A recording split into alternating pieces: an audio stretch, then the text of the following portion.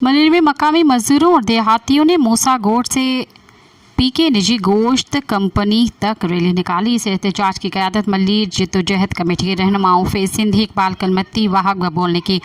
शुरका के हाथों में काले झंडे और प्ले कार्ड से बाजुओं पर स्याह पट्टियाँ बंधी हुई थीं और वो इंतजामिया के खिलाफ सख्त नारेबाजी कर रहे थे। रैली की शुरका गटर के गंदे पानी से गुजरते हुए कंपनी के मरकजी दरवाजे तक पहुंचे, जहां उन्होंने धरना दिया। इंतजामिया ने मरकजी दरवाज़ा बंद करके रहनुमाओं से मुलाकात से इनकार कर दिया।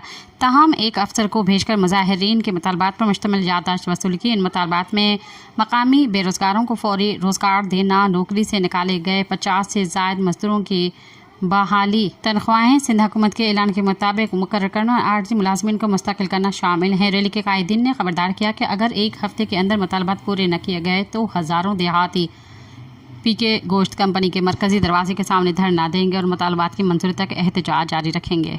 सब्सक्राइब कयो अवामी न्यूज़ HD के ऐं ताज़ा तरीन ख़बरुनि लाइ ॾिसंदा रहो अवामी न्यूज़ HD।